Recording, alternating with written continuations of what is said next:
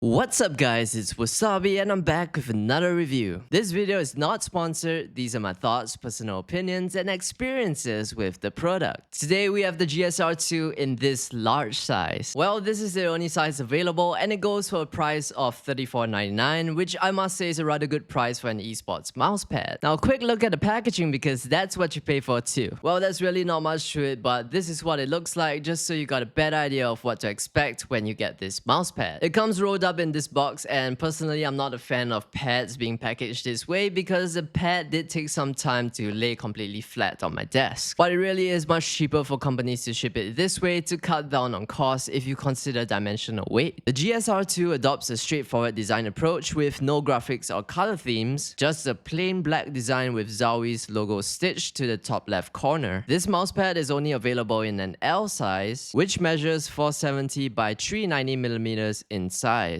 A thickness of 3.5mm. If you're not sure how thick that is, it's roughly equivalent to a 3.5mm headphone jack on your system. Before I got this, I was a little concerned that the L size might feel too small because I was coming from a larger mousepad. But to my surprise, it has just the right amount of surface area for my preferred mouse sensitivity. However, you should know that preferences do vary and people who game on lower mouse sensitivity might find this size a little too small. The GSR2 uses a cloth material with updates to the fabric over the first GSR. Here we have a tighter weave cloth that not only improves its durability, but also gives you a consistently smooth glide. The quality of the stitching is good, and I haven't noticed any fraying from the stitches yet. The grip from the base of the GSR2 doesn't grip so well to the surface of my desk. There have been a couple of times where the pad shifted between matches, which I did find to be quite annoying. So what I did was use double-sided tape at the corners of the mousepad to hold it in place. The GSR2 has a high-density rubber base and it feels like a very firm pad. It's not uncomfortable, but if comfort is what you're looking for in a mousepad, you should probably consider other pads that offer different densities because the GSR2 only has one. And on my density meter, this pad feels right about here. This is how we usually gauge the firmness when it comes to cooking steaks, so I've created this density meter so you guys can try this at home and have a rough idea of how soft or how hard a mousepad feels. Looks a little silly, I know, but it's pretty effective. And it will be helpful for gamers who don't own more than one mousepad. When it comes to comfort, the material against your skin isn't too rough. The rounded stitch edges aren't too stiff or rough when you rest your arm on the edge, which is something I consider important as the edge serves as a pivot point for my arm movement. Personally, I find this mousepad to be rather average with the comfort. Now here's a quick sound test to give you a better idea of the texture and smoothness of the material.